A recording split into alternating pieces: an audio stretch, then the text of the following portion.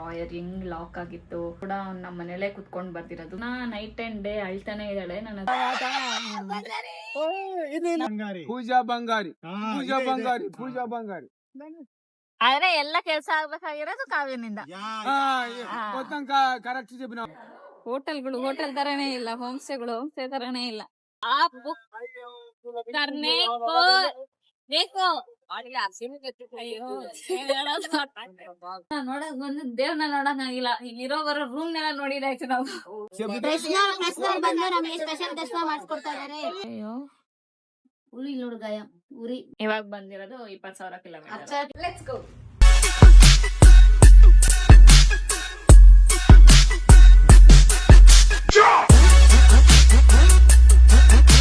Welcome back to part 2. Last ವ್ಲಾಗಲ್ಲಿ ಹೇಳಿದ್ದೆ ಇಲ್ಲ ಡೀಟೇಲ್ ಆಗಿ, ಈ ವ್ಲಾಗಲ್ಲಿ ಹೇಳ್ತೀನಿ ಅಂತ ಹೇಳಿ.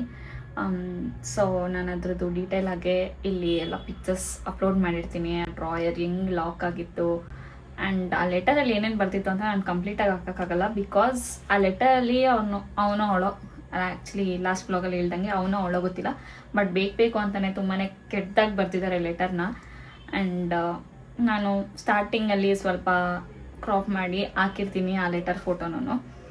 ಆ್ಯಂಡ್ ಇದು ತುಂಬ ಗೊತ್ತಿರೋರೇ ಮಾಡಿರೋದು. ಆ ಲೆಟರ್ ಕೂಡ ನಮ್ಮ ಮನೇಲೇ ಕುತ್ಕೊಂಡು ಬರ್ದಿರೋದು, ಬಿಕಾಸ್ ನನ್ನ ಗಾಡಿ ಸ್ಲಿಪ್ಪಲ್ಲಿ ಬರ್ದಿರೋದು. ಆ್ಯಂಡ್ ಆ ಲೆಟರಲ್ಲಿ ಮೆನ್ಷನ್ ಮಾಡಿದ್ದಾನೆ ಅವನು, ನಿಮ್ಮ ಡ್ಯಾಡಿ ನೀನು ಈಚೆ ಹೋದಾಗ ನಾನು ನಿಮ್ಮ ಮನೆಗೆ ಬಂದು ಲಾಸ್ಟ್ ವೀಕ್ ಒಂದು ಇಯರಿಂಗ್ ಎತ್ಕೊಂಡು ಹೋಗಿದ್ದೆ, ಈ ಸಲ ಬಂದು ಫುಲ್ ಗೋಲ್ಡು ಕಾಸು ಎಲ್ಲನೂ ಎತ್ಕೊಂಡು ಹೋಗ್ತಾ ಇದ್ದೀನಿ, ಮತ್ತೆ ಬರ್ತೀನಿ, ನಾ ಸಾಯೋವರೆಗೂ ಬಿಡಲ್ಲ ಅಂತೆಲ್ಲ ಬ್ಲ್ಯಾಕ್ ಮೇಲ್ ಮಾಡೋ ಥರ ಬರ್ದಿದ್ದಾನೆ ಲೆಟರ್ನ. ಆ್ಯಂಡ್ ಎತ್ಕೊಂಡಿರೋರ್ಗಂತೂ ನಿಜ ಒಳ್ಳೇದಾಗಲ್ಲ. ಬೇರೆಯವ್ರ ಕಾಸಿಂದ ಅವ್ರು ಎಷ್ಟು ದಿನ ಅಂತ ಚೆನ್ನಾಗಿರ್ತಾರೆ ಗೊತ್ತಿಲ್ಲ. ಆ್ಯಂಡ್ ಅದರಿಂದ ನಮ್ಮ ಅಕ್ಕ ಅಂತೂ ದಿನ ನೈಟ್ ಆ್ಯಂಡ್ ಡೇ ಅಳ್ತಾನೆ ಇದ್ದಾಳೆ. ನನ್ನ ಹತ್ರ ಅವಳು ಅಳ್ತಿರೋದು ಒಂದಷ್ಟು ಕ್ಲಿಪ್ಪಿಂಗ್ಸ್ಗಳಿದ್ದಾವೆ. ಲಾಸ್ಟ್ ವಿಡಿಯೋ ಮಿನಿ ಬ್ಲಾಗಲ್ಲಿ ಕೂಡ ನಾನು ಹಾಕಿದ್ದೆ.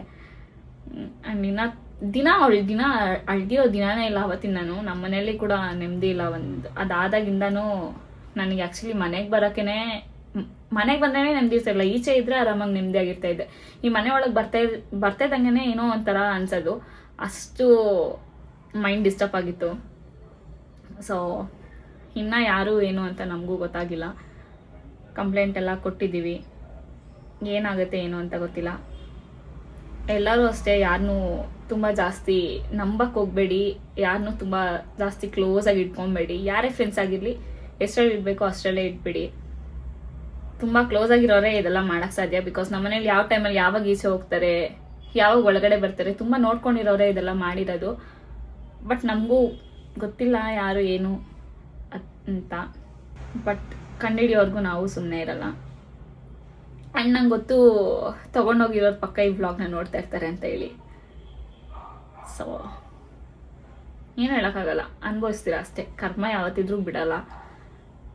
ಅವಳು ದಿನ ಅಳ್ತಿರೋ ಇದಕ್ಕೋಸ್ಕರ ಆದರೂ ನಿಮಗೆ ಏನಾದರೂ ಒಂದು ಆಗೇ ಆಗುತ್ತೆ.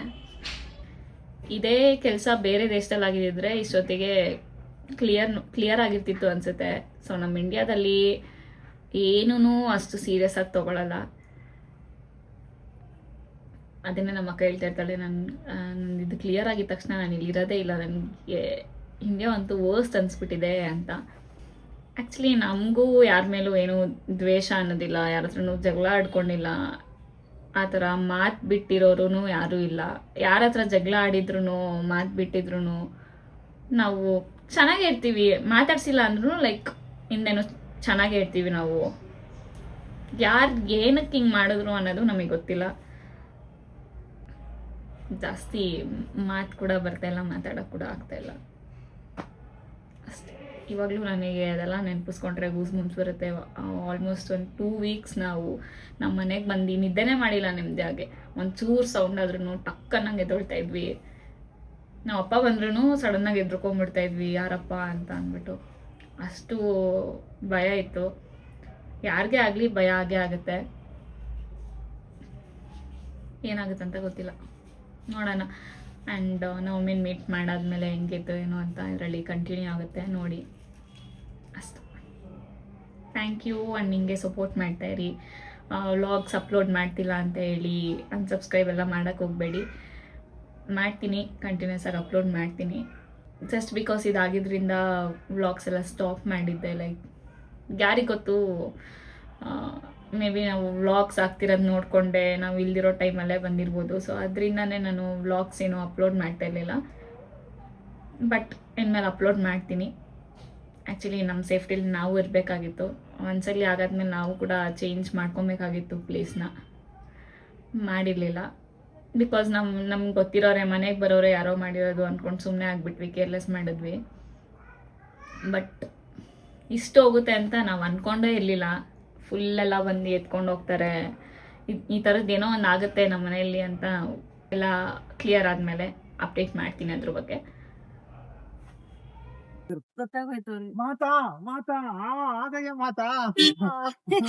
ನಾನ್ ಯಾವ ನಿನ್ ಕಲ್ತಾನ ಅಂತ ನೋಡ್ತಾ ಇದೀನಿ. ನಮಸ್ತೆ ನಮಸ್ತೆ. ನಾ ಅನ್ಕೊಂಡೆ ಬಂದಿರ್ತೀರ ಅಂತ. ಸ್ವಾಮೀಜಿ ಪಾಪ ಮುಂದೊಳ್ಟಾದ್ರು. ಅಯ್ಯ ನೋಡಿಲ್ಲ ಇಲ್ಲಿ ಅವ್ರು ಸೈಕಲ್ ಸೈಕಲ್ ತಳ್ಕೊಂಡು ಹೋಗ್ತಾ ಇದ್ದಾರೆ. ನಾನು ಯಾವ ಮಾತಾಡ್ಕೊಂಡು ಕಲ್ತಾನೆ ಇಲ್ಲಿ ಏರಿಯಾದವನು ಅಂತ ನೋಡ್ತಾ ಇದೀನಿ.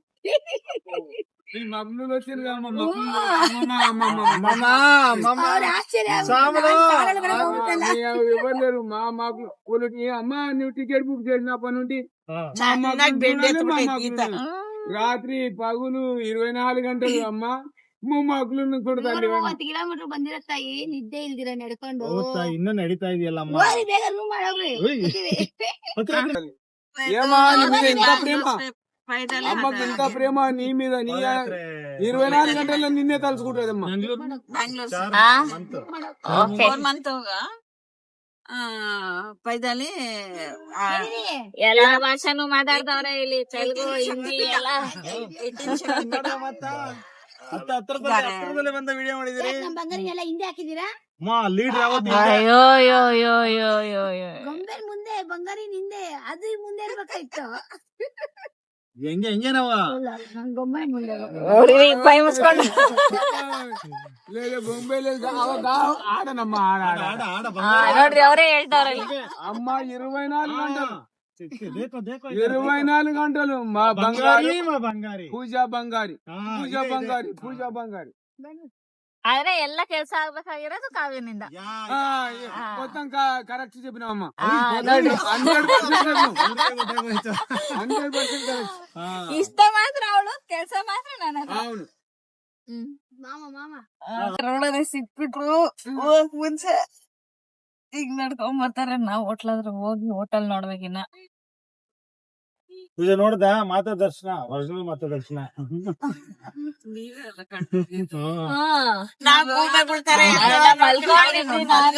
ನೋಡೇ ಇಲ್ಲ ರೋಡ್ನ. ನಾವ್ ಈ ಕಡೆ ನೋಡ್ತಾ ಇದ್ವಿ. Airbnb ಆಪ್ ಅಲ್ಲಿ ನಮ್ಗೆ ಚೆಕ್ ಇನ್ 12 o'clock ತೋರಿಸಿರೋದು. ಅಲ್ಲಿಗೆ ಕಾಲ್ ಕೂಡ ಮಾಡಕ್ ಆಗಲ್ಲ, ಬರೀ ಮೆಸೇಜ್ ಅಷ್ಟೇ. ಮೆಸೇಜ್ ಎಲ್ಲ ರಿಪ್ಲೈ ಬಂದಿಲ್ಲ.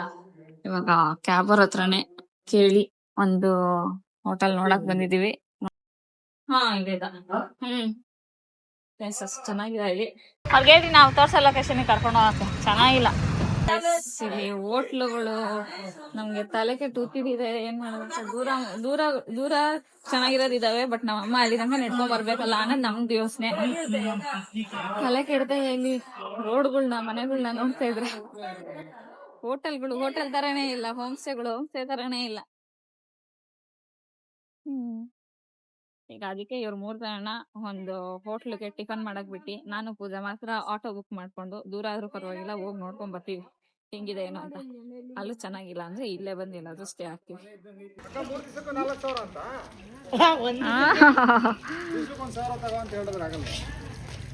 ಅಲ್ಲ 3,000 ಓಕೆ, ಬಟ್ ಇದಕ್ಕೆ ಓಕೆನಾ ಅವ್ರು ಕೊಡ್ತಾರ ರೂಮ್ಗೆ?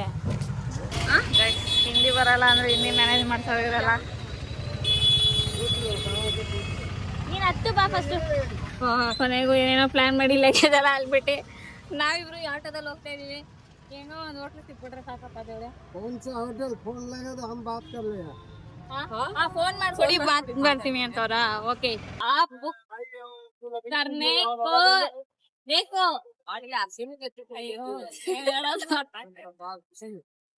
अयो क्या भैया होटल स्टॉप कर दो भैया. You go there and stop.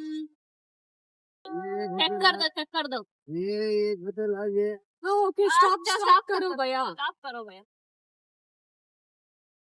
मैं चेक करके आके ओके आके अरे ಅಯ್ಯೋ ದೇವ್ರೆ 2 ಮಿನಿಟ್ ಭಯ್ಯ ಇವಾಗ ಈ VIP ರೋಡ್ ಅಲ್ಲಿ ನೋಡಿದ್ದಾಯ್ತು. ಈ ರೋಡ್ ಹೆಸರೇ VIP ರೋಡ್. ಈಗ ಬೀಚ್ ಸೈಡ್ ಹೋಗ್ತಾ ಇದೀವಿ. ಪಾಪ ಅವರೆಲ್ಲ ಅಲ್ಲೇ ಕಾಯ್ತವ್ರೆ. ನಮ್ಮ ಅಮ್ಮನ ಪಾಪ ಯಾವ್ದೋ ದೇವಸ್ಥಾನದಲ್ಲಿ ವೇಟ್ ಮಾಡ್ತವ್ರೆ. ಹೊಟ್ಟೆ ಹಸಿತಾ ಇದೆ, ನಿದ್ದೆ ಬೇರೆ ಮಾಡಿಲ್ಲ. 2 ಅವರ್ ನಿದ್ದೆ ಮಾಡಿರೋದು ಫ್ಲೈಟ್ ಅಲ್ಲಿ. ಆಗ್ಲಿಂದ ಇಲ್ಲೊಂದು 6ನೇದೋ 7ನೇದೋ ಹೋಟೆಲು.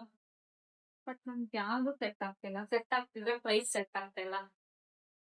3 days ಸ್ಟೇ ಆಗ್ಬೇಕು. ತಲೆ ಕೆಡ್ತಾ ಇದೆ ನನಗೆ. ಇಷ್ಟು ನಡೆದ ಕಾಲ ಹೋಗ್ತದೆ. ನಮ್ಮ ಅಮ್ಮ ಅದೇನು ಅಷ್ಟು ನಡೀತಾರ ಗೊತ್ತಿಲ್ಲ. ಸಹಾಯ ಆಗ್ತದೆ ಆಗ್ಲಿ. ಫೈನಲಿ ಹೋಟೆಲ್ ಬುಕ್ ಮಾಡ್ಕೊಂಡ್ವಿ. ಇವಾಗ ರೀಬಾ ಬೀಚ್ ರೆಸಾರ್ಟ್ ಅಂತ. ಇಲ್ಲಿ ರೆಸಾರ್ಟು, ರೆಸ್ಟೋರೆಂಟು, ಹೋಟೆಲು ಎಲ್ಲಾನು ಅದೇ ತರ ಇದೆ. ಯಾವ್ದು ರೆಸಾರ್ಟ್, ಯಾವ್ದು ರೆಸ್ಟೋರೆಂಟ್, ಯಾವ್ದು ಹೋಟೆಲು ಅನ್ನೋದೇ ಗೊತ್ತಾಗ್ತಾ ಇಲ್ಲ. ಕಾಲೆಲ್ಲ ಎಲ್ಲಿ ನೋಡ್ತಾ ಇದೆ. ರೂಮ್ ಹಿಂಗಿದೆ.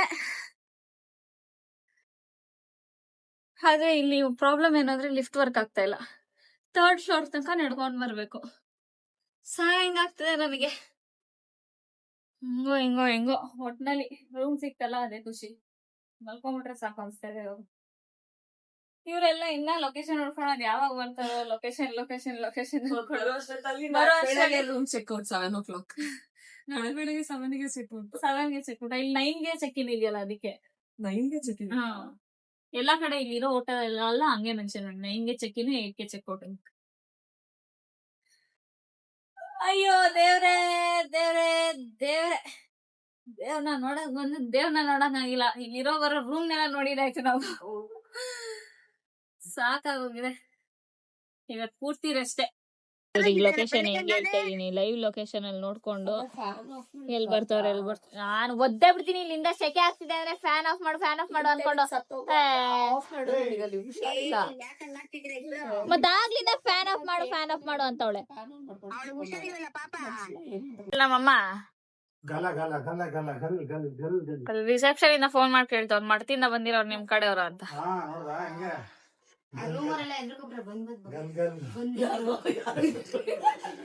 ಈ ಕಪ್ಪಿಗಳು ಪ್ಯಾಂಟ್ ಶರ್ಟ್ ಹಾಕೊಂಡ್ ಬಂದ್ಬಿಟ್ಟವೆ. ಯಾರು ಹೋಗ್ತಾರೆ ಅಂತ. ಏನಮ್ಮ ಇದ್ ನಿಮ್ ವೇಷ. ಅಮ್ಮ ಇವಾಗ ಭುಜ ನೋವಲ್ವಾ ಅಮ್ಮ ನಿಮ್ಗೆ? ಅಮ್ಮ ಇವಾಗ ಭುಜ ನೋವಲ್ವಾ ನಿಮ್ಗೆ? ಮತ್ತೆ ಇನ್ಯಾವುದು? ನಿಂದು ವಾಯ್ಸ್ ಏನಾಯ್ತು ಬೇಬಿ?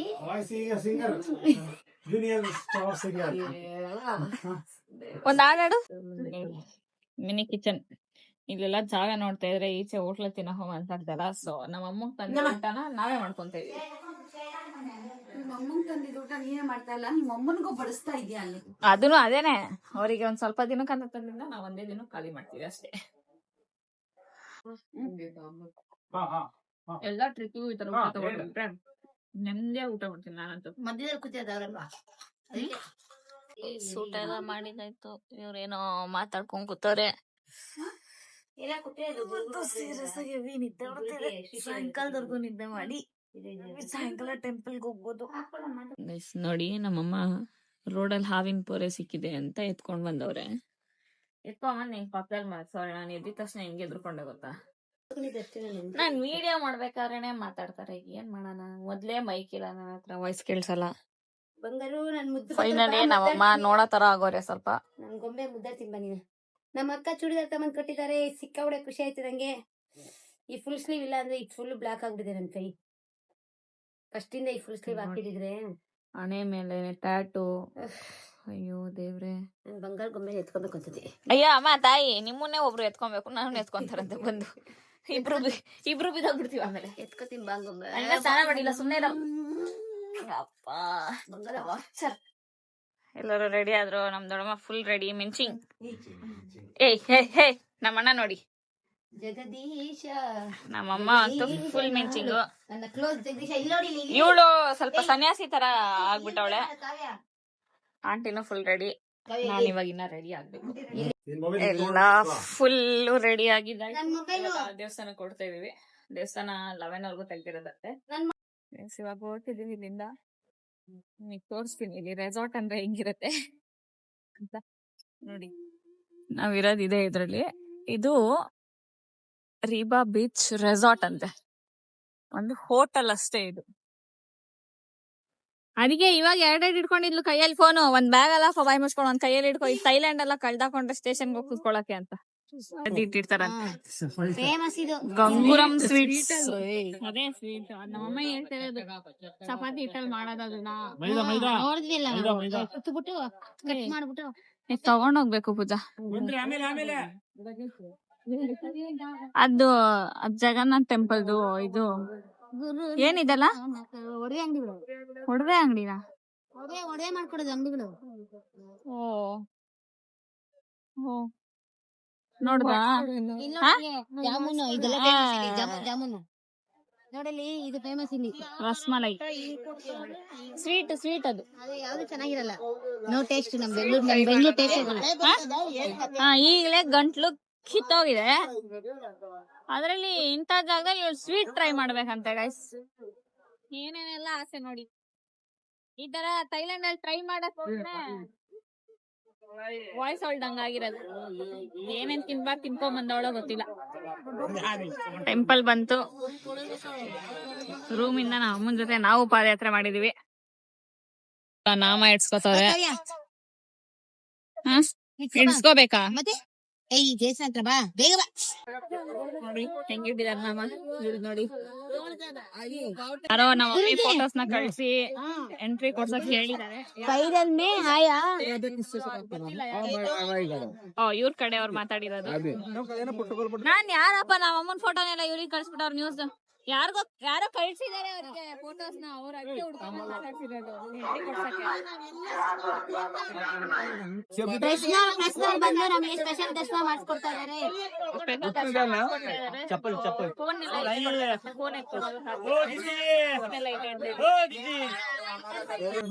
ನೋಡ್ತಾನೆ ಇಲ್ಲ. ಅಯ್ಯೋ ಕವರ್ಗ್ ಹಾಕೇ ಬಿಟ್ರು. ಇವಾಗ ದೇವಸ್ಥಾನದಿಂದ ಈಚೆ ಕಡೆ ಬರ್ತೀವಿ. ಈಚೆ ಕಡೆ ಬರ್ಬೇಕಾದ್ರೆ ಅಲ್ಲಿ ಒಂದು ಕಣ್ಣಿಗೆ ಕರ್ಪೂರ ಹಚ್ಬಿಟ್ಟಿದೆ, ಉರಿತಾ ಇದೆ ಕಣ್ಣು.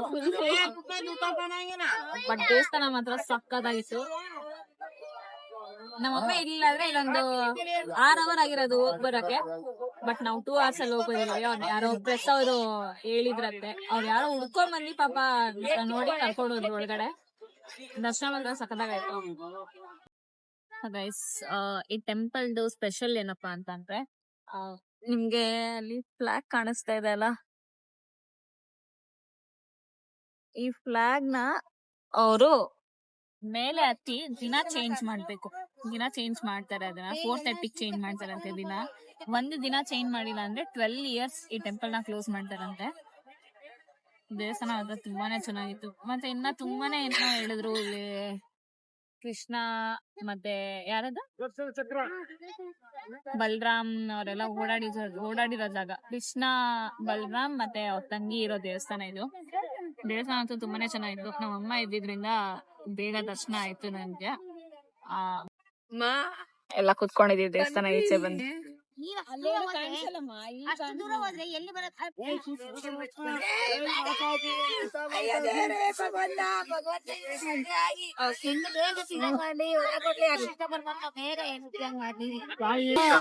ಗೈಸ್, ನಂದು ಹಳೆ ಯೂಟ್ಯೂಬ್ ಚಾನಲ್ ಅಲ್ಲಿ ಒಂದು ಬ್ಲಾಗ್ ಇದೆ.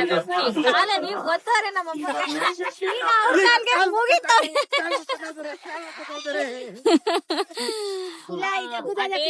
ಫ್ಯಾಮಿಲಿ ಅಂತ ಹೇಳಿ ಒಂದು ಬ್ಲಾಗ್ ಇದೆ ನನ್ನ ಹಳೆ ಯೂಟ್ಯೂಬ್ ಚಾನಲ್ ಅಲ್ಲಿ. ಅವತ್ತು ಕಾಲು ಮುಖದ ಅವತ್ತು ಕಾಲತ್ತಿ ತಪ್ಪಿಗೆ ಇವತ್ತು ಕಾಲು ಮುಖದ ಈ ಜಗ್ಗುದಾದ ಕೃಷ್ಣನ ಭಕ್ತ, ನಂತರನೇ ಸೇಮ್ ನಾನು ಕೃಷ್ಣನ ಭಕ್ತಳು. ಸೊ ಗೈಸ್, ನಮ್ಮ ಅಮ್ಮನ ಬಗ್ಗೆ ಆಮೇಲೆ ಹೇಳ್ತೀನಿ ಅಂತ ಹೇಳಿದ್ದೆ. ಆಲ್ಮೋಸ್ಟ್ ನಿಮ್ಮೆಲ್ಲರಿಗೂ ಗೊತ್ತೇ ಇರುತ್ತೆ. ಇನ್ಸ್ಟಾಗ್ರಾಮ್ ಅಲ್ಲಿ ನೋಡಿರ್ತೀರಾ ಅವ್ರ ಫಾಲೋವರ್ಸ್. ನನ್ನ ಫಾಲೋವರ್ಸ್ ಯಾರು ಅವ್ರಿಗೆ ಫಾಲೋವರ್ಸ್ ಇರಲ್ಲ, ಬಟ್ ಅವರಿಗೆ ಸಪ್ರೇಟ್ ಫಾಲೋವರ್ಸ್ ಇದ್ದಾರೆ ನಮ್ಮಮ್ಮಂಗೆ. ಎಲ್ಲ ಭಕ್ತಾದಿಗಳು, ನಮ್ಮ ಒಂದು ಅಭಿಮಾನಿ 65-67K ಏನೋ ಇದ್ದಾರೆ. ಅವ್ರಿಗೆಲ್ಲ ಗೊತ್ತಿರುತ್ತೆ ನಮ್ಮ ಮಮ್ಮಿ ಏನ್ ಮಾಡ್ತಿದ್ದಾರೆ ಏನೋ ಅಂತ. ಸೊ ಇವರು ಪಾದಯಾತ್ರೆ ಸ್ಟಾರ್ಟ್ ಮಾಡಿದ್ದಾರೆ. ಅಂದ್ರೆ ಇದಕ್ಕೂ ಮುಂಚೆ ಈ ಪಾದಯಾತ್ರೆ ಸ್ಟಾರ್ಟ್ ಮಾಡಕ್ಕೂ ಮುಂಚೆ 12 ಜ್ಯೋತಿರ್ಲಿಂಗ ಹೋಗಿದ್ರು. ಅದಕ್ ಮುಂಚೆ ಅದು 6 ತಿಂಗಳು. ಅದಕ್ಕೂ ಮುಂಚೆ ಕಾಶಿಗೆ ಒಂದ್ಸಲಿ ಹೋಗಿದ್ರು, ನರ್ಮದಾ ನದಿ ತಿರುಪತಿಗೆ ಪರಿಕ್ರಮ. 3 ಸಲಿ, ನರ್ಮದಾ ನದಿ ನರ್ಮದಾ ನದಿ ಪರಿಕ್ರಮಣ ಪರಿಕ್ರಮ 5,000 ಅದು ಒಂದ್ಸಲಿ, ಕಿಲೋಮೀಟರ್ ಮಧ್ಯಪ್ರದೇಶ. ಅದು 3 ತಿಂಗಳು. ಕಾಶಿ 1 ತಿಂಗಳು. 2 ತಿಂಗಳು ಕಾಶಿ ಬೆಂಗಳೂರಿಂದ ಕಾಶಿಗೆ. ಬೆಂಗಳೂರಿಂದ ಕಾಶಿಗೆ 2 ತಿಂಗಳು. ನರ್ಮದಾ ನದಿದು 3 ತಿಂಗಳು. ಇದು 12 ಜ್ಯೋತಿರ್ಲಿಂಗ 5 ತಿಂಗಳು. 5 ತಿಂಗಳು. ಅದು ರಾಮೇಶ್ವರಂ ಸ್ಟಾರ್ಟ್ ಮಾಡಿದ್ದು. 5.5 ತಿಂಗಳು 6 ತಿಂಗಳಾಗಿತ್ತು. 5 ತಿಂಗಳು. ಇವಾಗ 18 ಶಕ್ತಿಪೀಠ ಸ್ಟಾರ್ಟ್ ಮಾಡಿದ್ದಾರೆ. ಬ್ಯಾಂಗ್ಳೂರಿಂದ ಮೈಸೂರು, ಚಾಮುಂಡೇಶ್ವರಿ ಬೆಟ್ಟ. ಅದಾದ್ಮೇಲೆ ನೆಕ್ಸ್ಟ್ ಅದಾದ್ಮೇಲೆ ನಾನೇ ಮಾಡ್ತಿದ್ದೆ ಗುಲ್ಜಿ ಕಟ್ಟಾಗೈತೆ. ಚಾಮುಂಡಿ ಬೆಟ್ಟ ಆದ್ಮೇಲೆ ನಾಗಪಟ್ಟಣ, ಶ್ರೀಲಂಕಾ ಅಂದ ಬಂದ್ಮೇಲೆ ಕಂಚಿ ಕಾಮಾಕ್ಷಿ ಆದ್ಮೇಲೆ ಆಂಧ್ರ ಪುರುವಂತಿಕಾ ದೇವಿ, ಪಾಣಿಕಾಂಬಾ ದೇವಿ, ಶ್ರೀಶೈಲ, ಭ್ರಮರಾಂಬ. ಅದಾದ್ಮೇಲೆ ತೆಲಂಗಾಣ ಜೋಗುಲಾಂಬ ದೇವಿ. ತೆಲಂಗಾಣ ಆದ್ಮೇಲೆ ಇದು ಮಹಾಲಕ್ಷ್ಮಿ, ಏನದು ಮಹಾರಾಷ್ಟ್ರ ಆದ್ಮೇಲೆ ಇದು ಉಜ್ಜಯಿನಿ, ಏನು ಮಧ್ಯಪ್ರದೇಶ, ಮಹಾಕಾಳೇಶ್ವರಿ. ಅದಾದ್ಮೇಲೆ ಈಗ ಇದೇನಿದು ಪೂರಿ ಜಗನ್ನಾಥ್. ಇದು ಯಾವ ಒಡಿಸಾದಲ್ಲಿ ಗಿರಿಜಾದೇವಿ ಅಂತ ಹೇಳಿ ಶಕ್ತಿಪೀಠ ಇದೆ. ಅಲ್ಲಿಗೆ ಇದಾದ್ಮೇಲೆ ಮುಗಿಸ್ಕೊಂಡ್ ಹೋಗೋದು. ಅಂದ್ರೆ 10 ಶಕ್ತಿಪೀಠ ಮುಗೀತು. 11ನೇ ಶಕ್ತಿಪೀಠಕ್ಕೆ ಇದಕ್ಕೆ ಹೋಗ್ತಾ ಇರೋದು. 10 ಮುಗೀತು ಆಲ್ರೆಡಿ. 18 10 ಮುಗ್ದಿದೆ. ಇವಾಗ 11ಗೆ ಹೋಗ್ತಾ ಇದಾರೆ. ಇನ್ನ 8 ಟ್ಯಾಪ್ ಸೌಂಡ್ ಆಫ್ ಮಾಡ್ರಿ, ಈಗ ಡೋರ್ ಹಾಕ್ರಿ. 8 ಶಕ್ತಿಪೀಠ ತುಂಬಾ ದೂರ ಇದೆ. ಒಂದೊಂದು ತಿಂಗಳು ನಡಿಬೇಕು ನಾವು, ಒಂದೊಂದು ಪೂಜಾ ನೋಡ್ಬೇಕು. 12 ಜ್ಯೋತಿರ್ಲಿಂಗ ಹೋಗಿರಲ್ಲ, ಅದು 10,000 ಕಿಲೋಮೀಟರ್. 5 ತಿಂಗಳು ಹೋಗಿದ್ದು. ಇವಾಗ ಬಂದಿರೋದು 20,000 ಕಿಲೋಮೀಟರ್. ಇವಾಗ ಬಂದಿರೋದು 20,000 ಕಿಲೋಮೀಟರ್. 10,000 ಕಿಲೋಮೀಟರ್ ಹೆಚ್ಚು ಮುಗಿತೀವಲ್ಲ. ಕಮ್ಮಿ ಆಗತ್ತೆ. 20,000 ಅಂದ್ರೆ 20,000ನೇ ಇರಲ್ಲ, ಅದಕ್ಕಿಂತ ಜಾಸ್ತಿನೂ ಇರುತ್ತೆ, ಅದಕ್ಕಿಂತ ಕಮ್ಮಿನೂ ಇರುತ್ತೆ. ಅಲ್ಲ, 20,000 ಪಕ್ಕ. ಅಮ್ಮ ಹೇಳ್ತಾರೆ ಪಕ್ಕ ಅಂತ. ನಮ್ಮನ್ ಮತ್ ಕೇಳ್ಬೇಡಿ. ಪಕ್ಕ 20 ಯಾರೋ ಡೋರ್ ಇದ್ ಮಾಡ್ತಾ ಇದಾರೆ ನೋಡ್ರಿ. ಜಗದೀಶ. ನಮ್ಮ ಅಮ್ಮನ್ ಕಾಲ್ ನೋಡಿ ಹೆಂಗಾಗಿದೆ ಅಂತ. ತೋರ್ಸ್ರಿ ಈ ಕಡೆ. ಅಮ್ಮ ನೋಡು, ಸುಮ್ನೆ ಬ್ಯಾಂಡೇಜ್ ಹಾಕೊಂಡಿಲ್ಲ. ಎಷ್ಟು ಸಲ ನಾವು ನಡೆದ್ರು ಕೆಲವ್ರು ಹೇಳ್ತಾರೆ, ಕಾವ್ಯ ನಿಮ್ಗೇನ್ ನಡಿತಾನೆ ಇರ್ತಾರಲ್ಲ, ರೂಢಿ ಆಗ್ಬಿಟ್ಟಿರುತ್ತೆ ಅಂತ. ಈಗ ನೀನ್ ಮಲ್ಕೊಂಡೇ ಇರ್ತೀಯ, 34 ಅವರ್ ಮಲ್ಕೊಂಡಿರಕ್ಕಾಗತ್ತಾ? ಸರಿ, ಈ ಕಡೆ ತಿರ್ಗ್ಸ್ರಿ. ಹಂಗೆ ಅವ್ರ ಕಾಲು ಹೆಂಗಾಗಿದೆ ಅಂದ್ರೆ, ಎಲ್ಲಾರ ಕಾಲು ಹಿಂಗಿದ್ರೆ ಅವ್ರ ಕಾಲು ಇದು ಚಪ್ಟಿ ತರ ಹಿಂಗೆ ಟಚ್ ಆಗ್ತಿದೆ ನೆಲಕ್ಕೆ. ಈ ಚರ್ಮ ಎಲ್ಲ ಸೌದಬಿಟ್ಟಿದೆ ಫುಲ್. ಆತರ ಇಲ್ಲಂತೂ ನೋಡು ಗಾಯ ಹಿಂಗಾಗಿದೆ ಅಂತ, ಹಿಂದೆ ಉರಿ ಫುಲ್ಲು. ಅಯ್ಯೋ, ಉರಿ ನೋಡು, ಗಾಯ, ಉರಿ, ಬೊಬ್ಬೆ ಎಲ್ಲ. 50 ಕಿಲೋಮೀಟರ್ ಸುಮ್ನೆ ಬಂಗಾರ. 50 ಕಿಲೋಮೀಟರ್ ನಡಿಬೇಕಂದ್ರೆ ನಾವು ಬರ್ತಾ ಇದೀವಿ ಅಂತ ಹೇಳಿ ನೆನ್ನೆ ಎಷ್ಟು ಕಿಲೋಮೀಟರ್ ನಡೆದಿರೋದು? ನೆನ್ನೆ 130 ಕಿಲೋಮೀಟರ್ ನಡೆದಿರೋದು. 130 ಕಿಲೋಮೀಟರ್. ಬೆಳಗ್ಗೆ 5 ಗಂಟೆಗೆ ಹೊರಟಿದ್ದು. ಬೆಳಗಿನ ಜಾವ 5 o'clock ಹೊರಟಿ ಇಲ್ಲಿ ಹೋಟೆಲ್ ರೀಚ್ ಆಗಿದ್ದು 12 ಗಂಟೆ ಆಗಿತ್ತು. ಆಲ್ಮೋಸ್ಟ್ 10:30 ನೀವು ಸಿಗ್ದಾಗ ನನಗೆ ಅಲ್ಲಿ ಸಿಕ್ತಾಗ ಲೊಕೇಶನ್ ಅಲ್ಲಿ ಸಿಕ್ತ. ದೇವಸ್ಥಾನದಲ್ಲಿ 1 hour ಕಾದಿಲ್ವಾ ನಾವು ನಿಮ್ಗೋಸ್ಕರ? 10:30 ನಾವು ರೀಚ್ ಆದಾಗ. ಸೊ ಇದು ನಮ್ಮಮ್ಮ ಮಾಡ್ತಿರೋದು. ಯಾವ ಖುಷಿಗೆ ಮಾಡ್ತಾ ಇರೋದು ಇದನ್ನೆಲ್ಲ ಅಂತ ಜನ ಕೇಳ್ತಾರೆ. ಏನ್ ಹೇಳ್ತೀರಾ? ಲೋಕ ಕಲ್ಯಾಣಕ್ಕೋಸ್ಕರ. ಹಂಗೆ ನಾನು ಯಾರಿಗಾನ ಆಶೀರ್ವಾದ ಮಾಡಿದ್ರೆ ಅದು ಒಳ್ಳೇದಾಗ್ಬೇಕು, ನನ್ನಿಂದ ಒಬ್ರಿಗೆ ಒಳ್ಳೇದಾಗ್ಬೇಕು ನನ್ನ ಆಸೆ ತುಂಬಾ ಇದೆ. ಆಮೇಲೆ ಭಗವಂತನ ನೋಡ್ಬೇಕು ಅಂತ ಭಾರಿ ಆಸೆ ಇದೆ. ಈ ತರ ಎಲ್ಲ ಮಾಡ್ತಾ ಹೋದ್ರೆ ಭಗವಂತ ನಮಗೆ ಒಲಿತಾನೆ ಅನ್ನೋದು ನನ್ನ ನಂಬಿಕೆ. ಸೊ ತುಂಬಾ ಜನ ಕಮೆಂಟ್ ಮಾಡ್ತೀರಾ, ನಿಮ್ ಮಮ್ಮಿನ ಯಾಕಂಗ್ ಕಳಿಸ್ತೀರಾ, ನಿಮ್ ಮನೇಲಿ ಇರ್ಸ್ಕೊಬೇಕು ತಾನೆ, ನಿಮಗೆ ಮಮ್ಮಿ ಮೇಲೆ ಪ್ರೀತಿ ಇಲ್ವಾ, ಅದು ಇದು ಅಂತ ಎಲ್ಲ. ಅವ್ರ ನಮ್ಮ ಮಾತು ಕೇಳಲ್ಲ. ನೀವು ಯಾರನ್ನ ಕರ್ಸಿ ಏನೇ ಹೇಳಿದ್ರು ಅವ್ರು ಯಾರ ಮಾತು ಕೇಳಲ್ಲ. ಅವ್ರು ಹೋಗೋದೇ. ಅದಕ್ಕೆ ನಾವೇನು ಮಾಡೋದಕ್ಕಾಗಲ್ಲ. ಸೊ ಅವ್ರನ್ನ ನೋಡಕಂತ ನಾವ್ ಬಂದಿದೀವಿ.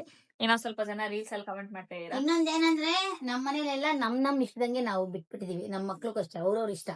ನಾನು ಒಂದೇ ಹೇಳುದು, ಮಕ್ಳಿಗೆ ಮದ್ವೆ ಆಗ್ಬೇಡ್ರಿ ಅಂತ. ಸ್ವತಂತ್ರ ಫಸ್ಟ್ ಕ್ಲಾಸ್ ಆಗಿ ಹೇಳ್ತೀನಿ. ಆದ್ರೆ ಪಾದಯಾತ್ರೆ ಮಾತ್ರ ಮಾಡಂಗಿದ್ರೆ ನೀವು ಮುಂದೆ ಮಾಡ್ಕೊಂಡು ಹೋಗ್ಲಿ 40 ವರ್ಷ. ಅಯ್ಯೋ ದೇವ್ರೆ. ಆಮೇಲೆ ರೀಲ್ಸ್ ಅಲ್ಲಿ ಕಮೆಂಟ್ ಮಾಡ್ತಾ ಇದ್ದೀರಾ ಸ್ವಲ್ಪ ಜನ, ನಿಮ್ಮ ಅಮ್ಮನ್ ಕಂಡ್ರೆ ಪ್ರೀತಿ ಇಲ್ವಾ ನಿಮಗೆ, ಯಾಕೆ ಹಂಗ್ ಮಾಡ್ತಾ ಇದ್ದೀರಾ ಅಂತ. ಏನ್ ಮಾಡ್ತಾ ಇದ್ದೀರಾ? ನಮ್ಮ ಬಂದು ತುಂಬಾ ಇರಿಟೇಟ್ ಮಾಡ್ತಾರೆ. ನಿಮ್ಗೆ ಗೊತ್ತಾಗಲ್ಲ. ನಮ್ಮ ಅಮ್ಮ ಜೊತೆ ಒಂದಿನ ಇದ್ರೆ ನಿಮಗೆ ಗೊತ್ತಾಗುತ್ತೆ. ಅವ್ರು ಇಷ್ಟು ಮಾತಾಡಿದ್ದೆ ಮಾತಾಡ್ತಾ ಇರ್ತಾರೆ, ಹೇಳಿದ್ನೇ ಹೇಳ್ತಾ ಇರ್ತಾರೆ ಅಂತ.